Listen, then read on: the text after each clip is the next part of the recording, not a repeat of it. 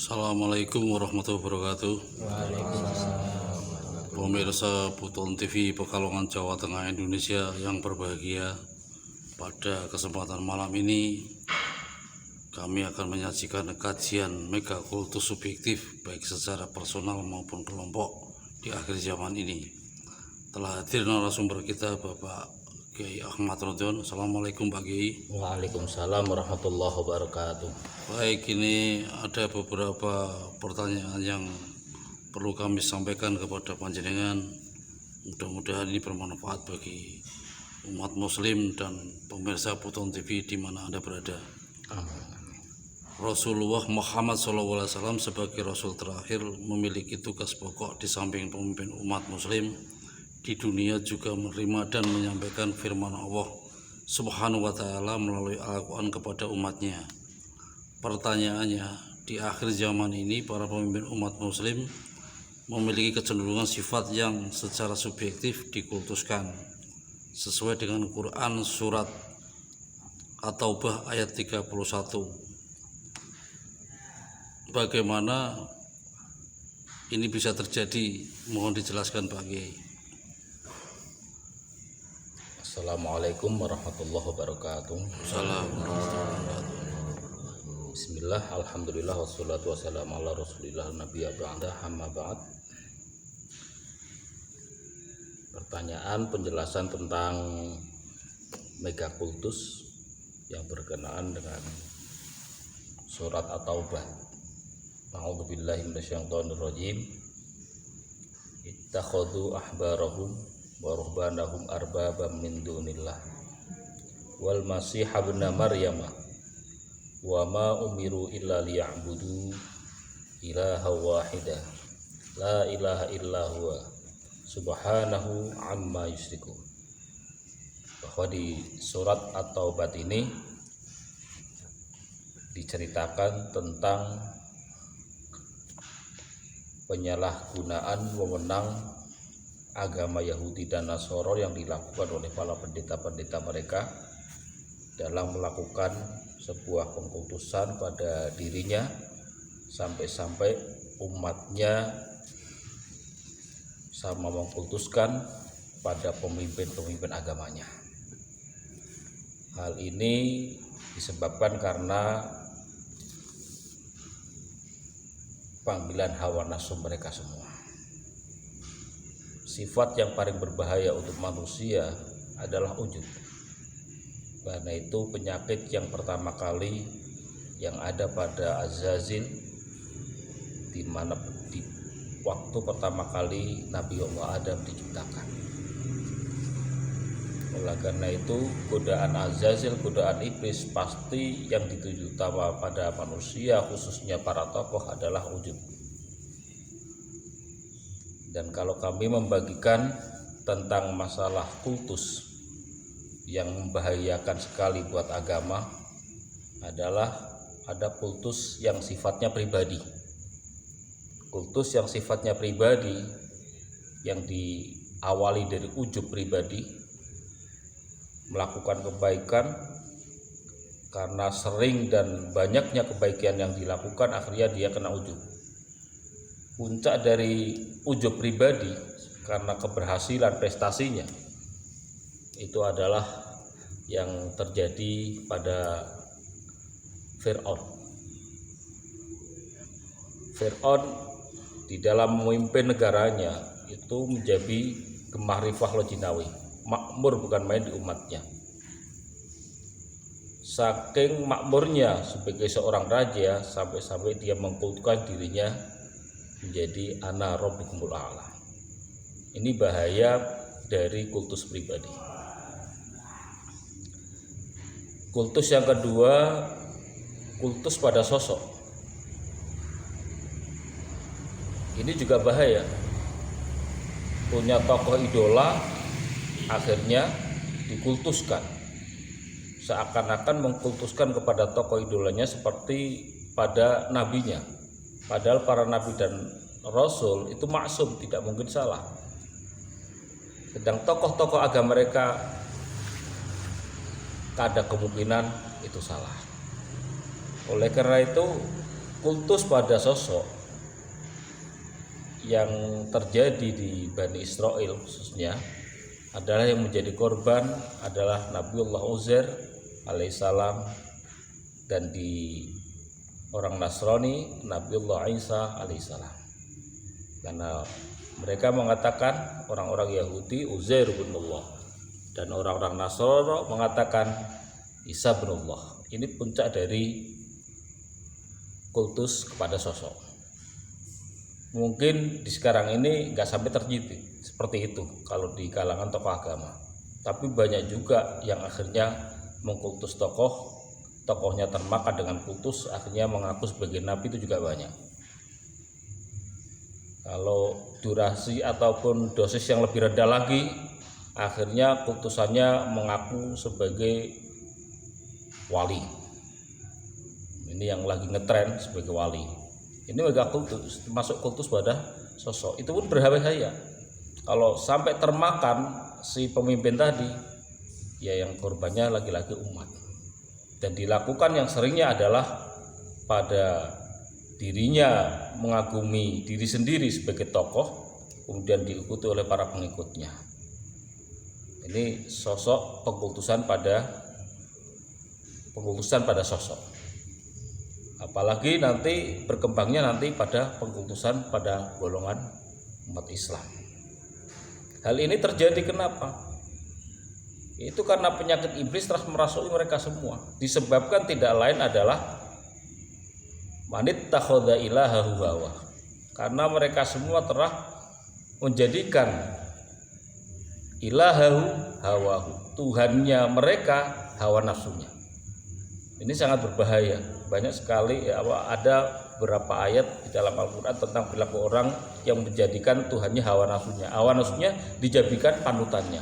Padahal kemarin sudah kami ingatkan, pernah di konten kemarin, bahwa bahayanya orang yang mengikuti hawa nafsu, wa may ya'shu an dzikrillah, bahayanya adalah Allah akan cemburu, kemudian yuqayyid lahu syaitonan.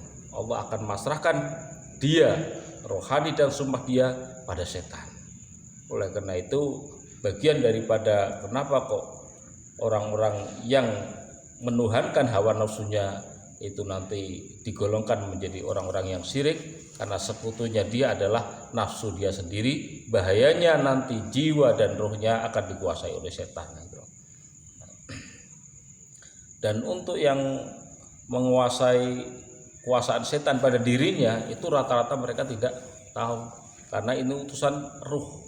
Tapi di akhir zaman ini, karena sebagai peringatan dan hidayah al-Mahdi, bahwa setiap orang yang berpaling dari Allah pasti unsur setan, software setan yang ada di dirinya menjadi hidup, menjadi aktif, seakan-akan diaplikasi oleh dirinya, disebabkan karena menuhankan hawa nafsunya.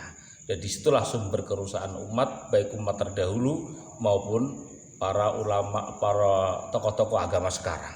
Itu terjadinya adalah disebabkan karena pengkultusan. Oleh karena itu, dalam sejarahnya Rasulullah tidak mau dikultuskan. Ketika para sahabat Rasulullah datang berdiri, jangan berdiri. Itu bukti bahwa Rasulullah tidak mau dikultuskan. Tapi kayaknya sekarang lebih parah daripada itu semua. Sehingga kami sering menyampaikan sebuah kebenaran, mengingatkan pada seseorang atas kekeliruan salah satu tokoh agama misalnya kepada muridnya, pasti muridnya tanpa pikir panjang, tidak mungkin Pak Yai seperti itu. Itu selalunya gitu. Padahal hal ini nyata-nyata kesalahan dilakukan. Itu biasanya betul. Jadinya adalah karena dia sangat mengkultuskan idolanya, jadi seakan-akan manusia itu tidak mungkin salah. Lah bahayanya apa di akhir zaman ini? Ini karena hidayah al-Mahdi, bahayanya orang yang mengkultuskan tokohnya, bahayanya dia akan sulit menerima hidayah al-Mahdi, dan ketika al-Mahdi nanti turun, dia akan sulit berpisah dari ulamanya. Yang dikhawatirkan dia kalau ulamanya bisa membaca datangnya al-Mahdi, sehingga bareng-bareng dengan tokoh agamanya, bareng-bareng mengikuti al-Mahdi al-Muntadzir yang dianjurkan dan diwajibkan oleh Rasulullah. Tapi kalau tidak, yang korban lagi-lagi umatnya. Bila ikut tokohnya yang diidolakan ternyata dia keliru, dia akan bareng-bareng dalam sebuah kekeliruan. Ini sangat berat. Korban dari kultus adalah ya tokoh agamanya, ya umatnya. Inilah yang diprihatinkan oleh Rasulullah SAW. Baik Pak Kiai, selanjutnya kehancuran akidah umat muslim di dunia pada akhir zaman ini disebabkan baik secara langsung maupun tidak langsung peran utama ulama karena nafsunya. Sesuai Quran surat Al-Furqan ayat 43. Pertanyaannya, mengapa kondisi umat muslim pada akhir zaman ini akidahnya sudah sangat menyimpang dari esensi Al-Quran? Indikatornya dengan pecahnya 73 golongan itu. Mohon penjelasan Pak Kiai. Surat Al-Furqan 43 itu yang juga tadi kami jawab, bisa kami bacakan. Tabarok aro'aita manittakhadha ilaha hawa. Adakah kau melihat Muhammad, orang yang menjadikan hawa nafsunya sebagai Tuhannya? Afa anta takunu alaihi wakila. Apakah engkau Muhammad akan menanggung dia, akan menanggung perilaku dia? Ini surat Al-Furqan ayat 34. Kehancuran umat Islam dalam akidahnya di akhir zaman. Kenapa kami katakan hancur? Karena mestinya ulama itu adalah umatan wahidah, para umat, ternyata umatnya sangat banyak berpecah dalam sebuah riwayat yang sering digunakan dan disampaikan kepada umat lewat riwayat hadis Rasulullah, berpecah menjadi 73 golongan. Meskipun ada juga riwayat yang 72. Sampai pecah 73 golongan berarti memang sudah hancur. Dari keasliannya yang mana? Dan dari situ riwayat, ketika kita kembali kepada riwayat ke belakang, kenapa itu sampai disampaikan Rasulullah menjadi 70 golongan, dan para sahabat bertanya, man hiya ya Rasulullah? Jadi yang selamat cuma satu, kata Rasul. 73 golongan semuanya masuk neraka, yang selamat cuma satu. Man hu ya Rasulullah? Al jamaah. Dalam riwayat dia menyebut al jamaah. Dalam riwayat lagi disebut ma ana alaihi wa ashabi. Saya, apa yang kami tetapi, dan para sahabat saya. Ini yang namanya al jamaah, sehingga lahirlah sebuah ideologi yang ngetren di dunia ini dengan ideologi ahli sunnah wal jamaah. Diambil dari kata-kata karena yang selamat itu jamaah, akhirnya memberi nama dirinya ahli sunnah wal jamaah. Ada jamaahnya. Maka pecahnya ini tidak lain kami sampaikan tadi karena adanya kultus, baik kultus pada sosoknya mengutus pada dirinya, akhirnya juga pecah menjadi firqah-firqah. Dan mereka dari 73 golongan itu selalu merasa benar sendiri. Kalau kami menyebut, maaf, di dunia ini secara garis besar yang besar ya, pecahnya menjadi 3 golongan. Di masa sahabat ke sini sudah terjadi. Di masa sahabat ada golongan yang dikatakan sekarang menjadi ahli sunnah, golongan tengah. Ada golongan sayap kanan yang sekarang menjadi Syi'i atau Syiah. Dan ada golongan sayap kiri yang sering disebut di masa itu adalah Khawarij. Dari 3 golongan ini akhirnya berpecah menjadi 73, itu pun secara garis besar. Karena kelompok ahli sunnah ini ideologinya sama, Al-Asy'ariyah dan Al-Maturidiyah, itu pun dari golongan itu pecah menjadi banyak sekali. Kalau di Nusantara Muhammadiyah, NU itu sudah menyatu dalam satu akidah ahli sunnah wal jamaah, atau golongan yang lebih banyak, itu masih satu. Dari 73 golongan ahli sunnah itu dihitung satu. Berarti kalau dihitung secara organisasi lebih dari 100 pecahnya umat Islam sekarang dengan ideologi yang masing-masing sesuai yang dikhawatirkan, diperingatkan oleh Allah. Apakah hal ini bahaya? Bahaya. Wala takunu minal musyrikin, dan janganlah kalian semua jadi orang musyrik, orang musyrikin, sebagian dari orang-orang musyrikin, kata Allah. Minal ladzina farraqu dinahum wa kanu syi'a, yaitu orang-orang yang telah memecahkan agamanya, agama mereka, dan mereka menjadi golongan-golongan. Kullu hisbin bima ladaihim farihun, setiap golongan selalu membanggakan golongannya masing-masing. Coba golongan yang besar membanggakan dirinya, saya ahli sunnah. Golongan yang sebelah kanan, saya ahli sunnah yang emas. Golongan kiri, sayalah ahli sunnah yang asli, non bid'ah, non kufur, dan sebagainya. Selalu kullu hisbin bima ladaihim farihun, sudah disinggung oleh Allah. Kemudian yang benar sebenarnya mana? Kalau gini, maka di Hidayah Al-Mahdi ini kami akan menjelaskan sebagai sambung lidah dari sebuah perjalanan akhir zaman ini, bahwa yang dimaksud satu golongan yang selamat dari 70 golongan adalah ma'anaili wa ashabi, yaitu yang ditetapkan oleh Rasulullah dan sahabatnya.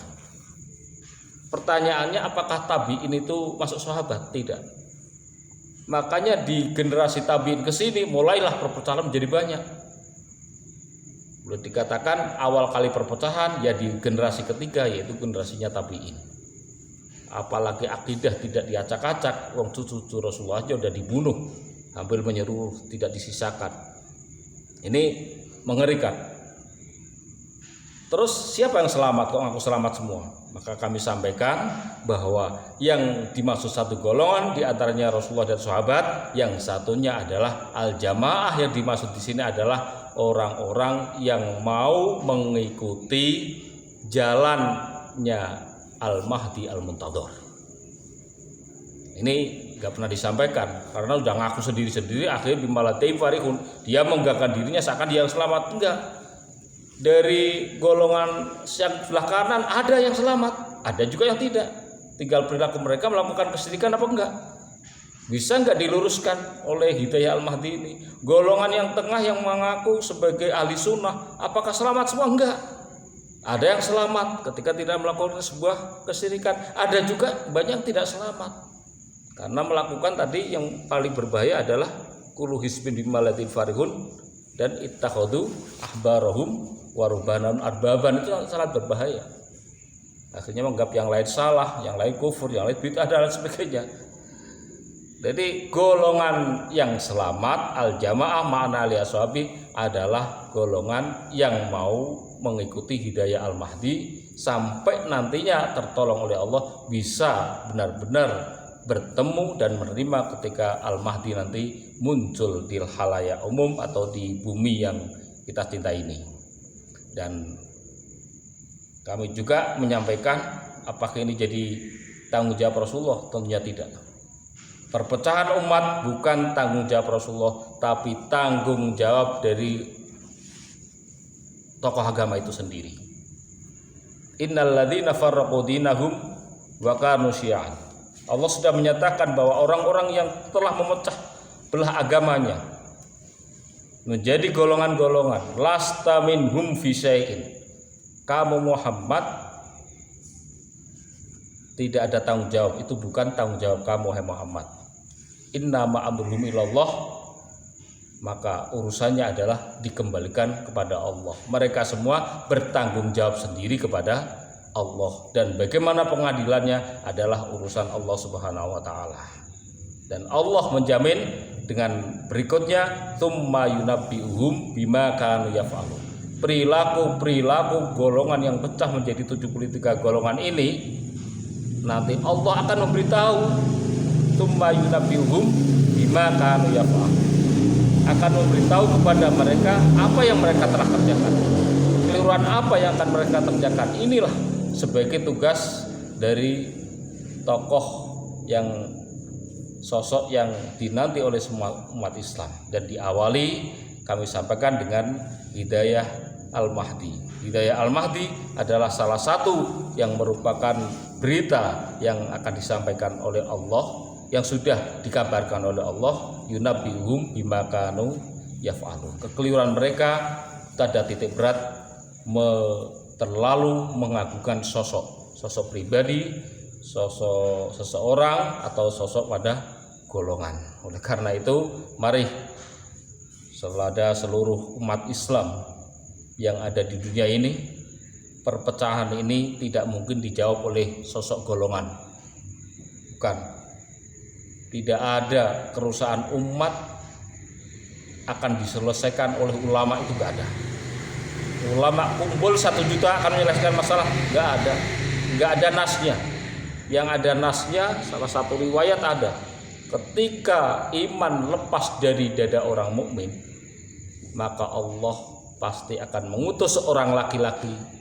Meskipun iman itu terbang di bintang suraya, maka Allah pasti akan mengutus seorang laki-laki untuk mengambilnya. Siapa dia? Yaitu Al-Mahdi Al-Muntadzir yang mengambilnya. Bukan persatuan ulama, bukan kumpulnya ulama, enggak ada nas ulama menyelesaikan masalah. Ulama itu mereda masalah ya, tapi menyelesaikan masalah tidak bisa. Oleh karena itu, mari kita seluruh umat Islam, kita sadar diri, jangan ego diri sendiri, ego pada sosok tokoh kita, dan ego kepada golongannya masing-masing. Sudah waktunya aba-aba dan sinyal alarm dari alam sudah dimulai. Kita lihat kemarin dengan 3 menit selesai, tidak sampai 3 menit selesai di Turki. Berapa korbannya? Itu sinyal akhir zaman. Mari kita sadar, jangan lalai dengan keasikan, karena yang paling bahaya orang yang tidak bisa menerima hidayah Al-Mahdi adalah orang-orang yang dalam kondisi nyaman. Itu sulit diperingatkan, baik nyaman secara pribadi ekonomi, nyaman secara golongan dengan kejayaannya, nyaman bersama tokohnya dan sebagainya. Jikalau kita terlalu nyaman, maka kita akan mengabaikan sebuah hidayah lewat hamba-hambanya yang soleh. Demikian, mudah-mudahan bermanfaat kami sampaikan. Selamat, mari kita berenung, bertafakur di umat Islam di seluruh jagat dan seluruh golongan yang ada ini. Terima kasih. Terima kasih Pak Kiai Ahmad Rondon atas segala penjelasan dan uraian dalam kajian malam ini. Mudah-mudahan bermanfaat bagi kita semua. Amin. Dan khususnya pemirsa Puton TV di Pekalongan, Jawa Tengah, Indonesia. Demikian yang bisa kami sampaikan. Akhirul kalam, billahi taufiq wal hidayah. Wassalamualaikum warahmatullahi wabarakatuh. Waalaikumsalam warahmatullahi wabarakatuh.